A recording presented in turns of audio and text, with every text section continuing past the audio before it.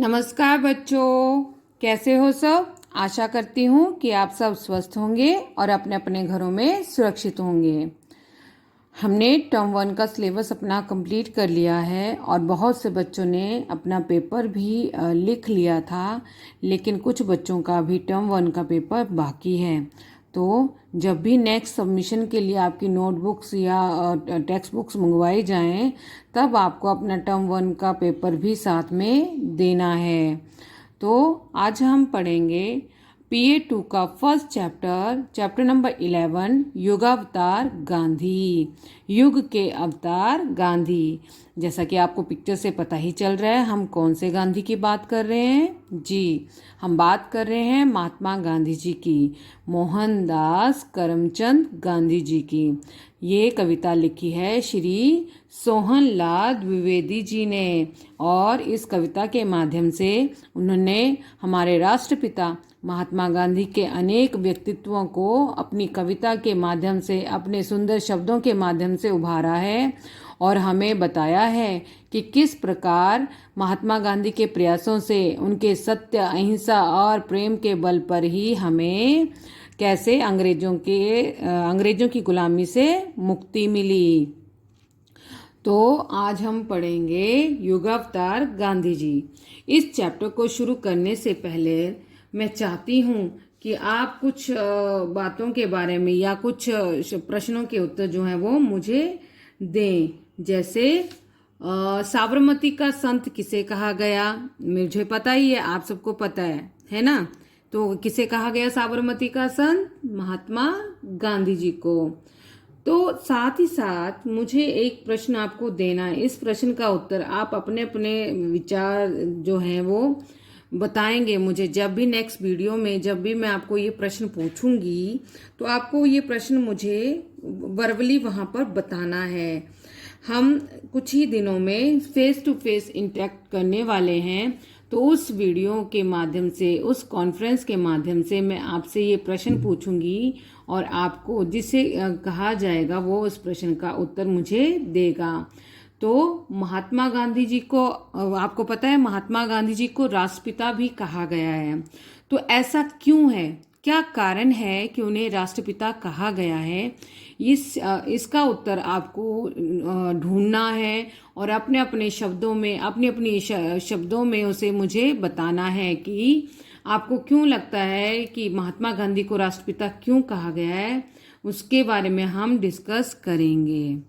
तो हमें जैसे कि पता है, इस कविता के जो कवि हैं वो हैं श्री सोहनलाल द्विवेदी जी, और इस कविता के द्वारा कवि ने राष्ट्रपिता महात्मा गांधी के व्यक्तित्व की महानता का वर्णन किया है। उस ग्रेट पर्सनैलिटी हमारे राष्ट्रपिता महात्मा गांधी के बारे में बताया है इस कविता में। स्वतंत्रता आंदोलन में उनकी आवाज़ सुनकर लोग उनका अनुसरण करने लगे। जब स्वतंत्रता आंदोलन चलाया गया, तो उस स्वतंत्रता आंदोलन में हमारे महात्मा गांधी जी जैसा अनुसरण करते, जैसा जिस ओर चलते, जो कार्य करते, लोग भी उनका अनुसरण करते हुए, उन्हीं की तरह कार्य करते हुए उनके साथ साथ चलते। ऐसे युग पुरुष थे जिन्होंने सत्य, अहिंसा और प्रेम के बल पर ही भारत को अंग्रेजों की दास्ता से मुक्ति दिलाई। दास्ता होता है बच्चों गुलामी। अगर किसी को नहीं पता है तो यहाँ पर अंडरलाइन करके आप यहीं पर पेंसिल से लिख लीजिए, गुलामी। तो हमारे महात्मा गांधी जी इतने महान व्यक्तित्व थे कि उन्होंने ना तो किसी तरह की लड़ाई की, ना किसी तरह का झगड़ा किया। उन्होंने अपने जीवन में केवल 3 ही बातें अपनाई थी, सत्य, अहिंसा और प्रेम। इन तीनों के बलबूते ही उन्होंने भारत को अंग्रेजों की गुलामी से आज़ादी दिला दी। तो बच्चों, मैं आपको बताती हूँ, एक मिनट है। तो हम आप सभी को महात्मा गांधी जी के बारे में बहुत सी बातें पता चलनी चाहिए।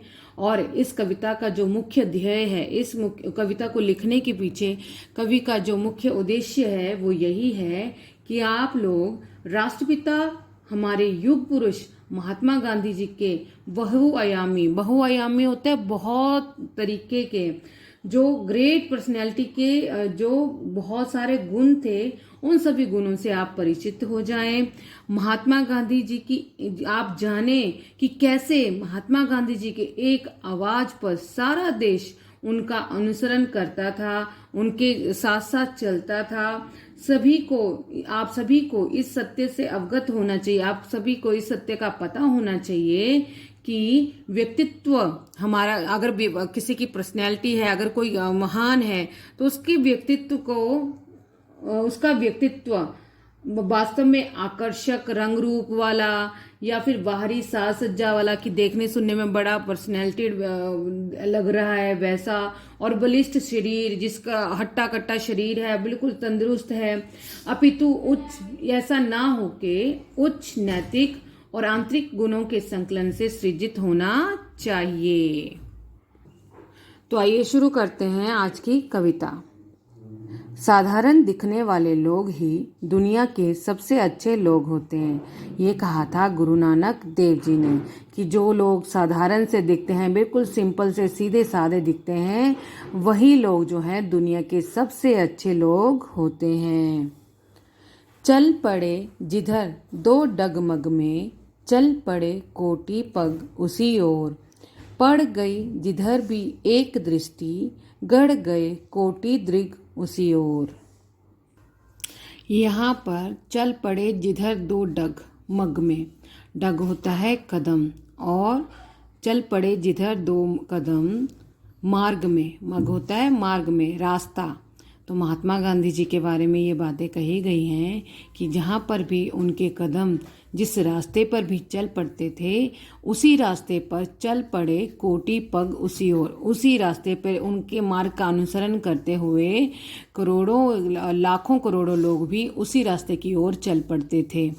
पड़ गई जिधर भी एक दृष्टि, उनकी निगाह, उनकी दृष्टि जिस ओर भी पड़ती थी, गड़ गए कोटि दृग उसी ओर। उसी ओर करोड़ों लोगों की आंखें भी उसी ओर गड़ जाती थी। महात्मा गांधी जो नज़रिया रखते थे, जिस दृष्टिकोण से भारत को देखते थे या किसी बात को करते थे, ठीक उसी दृष्टि से करोड़ों लोग भी वही दृष्टिकोण रखते हुए वैसा ही अनुसरण करते थे। तो इस पहरा का मतलब यही है कि महात्मा गांधी जिस और भी कदम रखते थे, जिस और भी चलते थे, मतलब जो भी कदम वो उठाते थे, करोड़ों लोग उनका अनुसरण करते हुए, करोड़ों लोग उनका साथ देते हुए उसी मार्ग पर चल पड़ते थे। और महात्मा गांधी जिस दृष्टिकोण से, जिस दृष्टि से किसी चीज को, किसी बात को देखते थे, लाखों लोग भी उसी दृष्टि से उस बात को देखते समझते थे। मतलब उनके विचारों का पूरी तरह से अनुसरण करते थे, उनके व्यवहार का, उनके कार्यों का, जैसा कार्य वो करते थे, जैसे विचार वो रखते थे, उनका और अनुसरण, उनका साथ जो है वो करोड़ों लोग ठीक उसी तरह ही देते थे। जिसके सिर पर निज धरा हाथ, उसके शीर रक्षक कोटि हाथ, जिस पर निज मस्तक झुका दिया, झुक गए उसी पर कोटि माथ। जिसके सिर पर निज धरा हाथ, गांधी जी ने जिसके सिर पर हाथ धर दिया, जिसके सिर पर हाथ रख दिया, उसके सिर रक्षक कोटि हाथ, उसके सिर पर भी ये कोटि करोड़ों हाथ उसकी रक्षा के लिए उठ जाते थे। मतलब जिसको गांधी जी बड़ी दया से, बड़ी अपने प्रेम भाव से जिसके सिर पर हाथ फेर देते थे, जिसको अपनी शरण में ले लेते थे, करोड़ों हाथ भी उसको उसके रक्षक बन जाते थे। जिस पर निज मस्तक झुका दिया, झुक गए उसी पर कोटि माथ। यहाँ पर गांधी जी के सिर झुकाने का अर्थ है कि जिस पर निज मस्तक झुका दिया, मस्तक मतलब सिर, जिसके ऊपर, जिसके आगे गांधी जी ने सिर झुका दिया, उसका अर्थ ये है कि उन्होंने जिसको सम्मान दिया, सिर झुका दिया मतलब उन्होंने जिसको सम्मान दिया, उसी को देश के करोड़ों नागरिकों ने भी सम्मान दिया। जिसकी रिस्पेक्ट गांधी जी करते थे, जिसको सम्मान गांधी जी देते थे, उसको करोड़ों नागरिक भी ठीक उसी तरह का सम्मान देते थे। हमारे गांधी जी देश के सच्चे प्रतिनिधि थे, एक अच्छे सच्चे लीडर थे, जिनके पीछे करोड़ों देशवासी जिनके पीछे करोड़ों लोग जो हैं वो उनका अनुसरण करते हुए उनका साथ देते थे। तो यहाँ से आप जानेंगे कि जिसके सिर पर निज धरा हाथ, गांधी जी ने जिसके सिर पर हाथ धर दिया, जिसके सिर पर हाथ रख दिया, मानो करोड़ों करोड़ों हाथ भी उसके रक्षक बन गए। उन गांधी जी का अनुसरण करने वाले वो करोड़ों लोग भी उसके रक्षक बन जाते थे। और जिस पर निज मस्तक झुका दिया, और गांधी जी ने जिसको सम्मान दिया, जिसको रिस्पेक्ट दी, जिसके आगे गांधी जी ने अपने सम्मान सहित मस्तक झुका दिया, तो करोड़ों लोग भी उसका अनुसरण करते, उस व्यक्ति का, उस संस्था का या उस कम्युनिटी का, जो भी आप जानना चाहो, उसी के आगे वो लाखों करोड़ों लोग भी अपना मस्तक झुका देते थे, अपने उनको पूरी तरह से सम्मान देते थे। जैसा सम्मान गांधी जी उस व्यक्ति को या उस कम्युनिटी को देते थे, ठीक वैसा ही सम्मान वो करोड़ों लोग भी देते थे। तुम बोल उठे, युग बोल उठा, तुम मौन बने, युग मौन बना। कुछ कर्म तुम्हारे संचित कर, युग कर्म जगा, युग धर्म तना। तो यहाँ पे आप जानोगे, तुम बोल उठे, तुम यहाँ पे कौन है? महात्मा गांधी जी। जब महात्मा गांधी जी बोलते थे तो सारा युग बोल उठता था। उनके साथ साथ अनुसरण करने वाले वो करोड़ों अनुयायी भी बोल उठते थे। वो वैसा ही अनुसरण करते थे, इसलिए गांधी जी के पीछे पीछे वो वैसा ही करते थे। तुम वो मौन बने, युग मौन बना। मौन होता है चुपचाप रहना, किसी बात किसी तरह का कोई रिएक्शन नहीं देना, किसी तरह का बोलना नहीं, बिल्कुल चुप्पी साध लेना, उसे कहा जाता है मौन। तो जब गांधी जी किसी बात पर मौन हो जाते तो युग भी मौन हो जाता। कुछ कर्म तुम्हारे संचित कर, युग कर्म जगा, युग धर्म तना। तो गांधी जी के कर्मों के अनुसार ही गांधी जी जो कर्म करते थे, उन्हीं कर्मों का संग्रह करते हुए, उन्हीं कर्मों को इकट्ठा करते हुए युग का कर्म भी जाग गया, युग का धर्म भी तन गया। यहाँ पर युग कर्म का अर्थ है इस युग के लोगों की दयनीय दशा और आर्थिक अभावों को दूर करने के लिए करोड़ों लोगों का कठोर परिश्रम करना। यह है युग कर्म, कि अपने जैसे अन्य लोगों को जिनकी दयनीय स्थिति है या जो आर्थिक अभावों से जूझ रहे हैं, जिनके पास खाने को खाना नहीं, पहनने को कपड़ा नहीं, उन सबके आर्थिक अभावों को दूर करने के लिए ये करोड़ों लोग जो है वो कठोर परिश्रम करते हैं। और युग धर्म का अर्थ है कि हमें सभी के साथ एक जैसा नम्रता पूर्वक व्यवहार करना चाहिए, सभी को एक दृष्टि से देखना चाहिए, किसी को भी अपने नफरत की दृष्टि से, हय भरी नज़रों से बिल्कुल भी नहीं देखना चाहिए। अर्थात जिसने युग के अनुसार कार्य किया वही है युग कर्म और वही है युग धर्म। और युग कर्म और युग धर्म के अनुसार आचरण करना ही हमारा कर्तव्य है। हमें युग कर्म करना चाहिए और युग धर्म करना चाहिए। युग कर्म और युग धर्म का अर्थ आपको पता चल गया होगा, ठीक है? तो युग परिवर्तक, युग संस्थापक, युग संचालक, हे युगाधार, युग निर्माता, युग मूर्ति, तुम्हें युग युग तक युग का नमस्कार। यहाँ पर कवि जी ने बड़े ही सुंदर शब्दों में महात्मा गांधी जी के लिए कुछ शब्द निकाले हैं, उनको नए नए नाम दिए हैं। तो कवि के अनुसार गांधी जी क्या हैं? युग परिवर्तक हैं, युग को चेंज करने वाले, युग को बदल देने वाले हैं। युग संस्थापक हैं, एक नए युग का निर्माण करने वाले, एक नए युग की स्थापना करने वाले। युग संचालक हैं, युग का संचालन करने वाले हैं। वे युग के आधार हैं, वही युग के आधार हैं। युग मतलब समय, उस समय के ना। युग निर्माता, वही वे ये नए युग के निर्माण करने वाले हैं, वो नए युग को बनाने वाले हैं। युग की मूर्ति हैं, वो युग की मूर्ति है, मतलब जो सबको प्रेरणा देती है।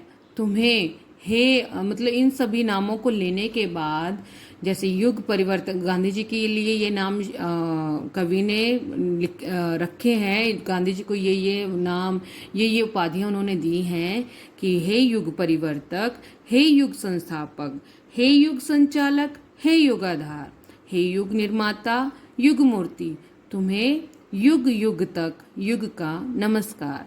तुम्हें आने वाले समय में, जो आने वाला जितना भी समय है, युगों युगों तक तुम्हें सम्मान दिया जाएगा, युगों युगों तक तुम्हें याद किया जाएगा। तो इसलिए इस युग का, तुम जैसे युग को, तुम जैसे समय लाने वाले को बार बार नमस्कार, मेरा अभिवादन। धर्माडंबर के खंडहर पर कर पद प्रहार, कर धरा ध्वस्त मानवता का पावन मंदिर निर्माण कर रहे सृजन व्यस्त। धर्माडंबर, धर्माडंबर मतलब धर्म के नाम पर जो दिखावा कर किया जाता है, धर्म के नाम पर जो आडंबर रचे जाते हैं, उस आडंबर रूपी खंडहर पर गांधी जी ने पद प्रहार किया। उन सभी कुरीतियों को उन्होंने बिल्कुल भी चलने नहीं दिया। उन सभी कुरीतियों पर उन्होंने अपना पद प्रहार किया। उन कुरीतियों को उन्होंने समाज से हटाने का पूरा प्रयास किया और उसमें सफल भी रहे।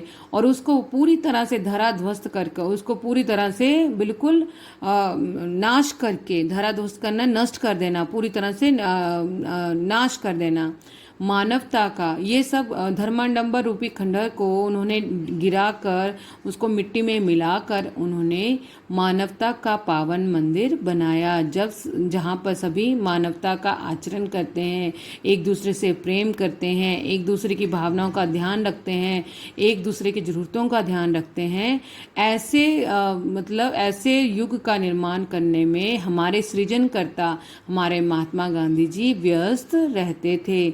वे हमेशा ही इन बातों का ध्यान रखते थे कि हमारे समाज में धर्माडंबर, धर्म के नाम पर जो ढोंग रचे जाते हैं वो ना हो। धर्म के नाम पर कुरीतियाँ जो चलाई जा रही हैं, या समाज के कुछ ठेकेदार जो हैं अपना अस्तित्व बनाए रखने के लिए जो कार्य कर रहे हैं, वो सब ना चलें। इसी का ध्यान रखते हुए महात्मा गांधी जी ने मानवता का ऐसा पावन मंदिर स्थापित किया, और उसी का निर्माण करने में और उसी को सृजित करने में, उसी की संरचना करने में गांधी जी व्यस्त हैं या व्यस्त थे।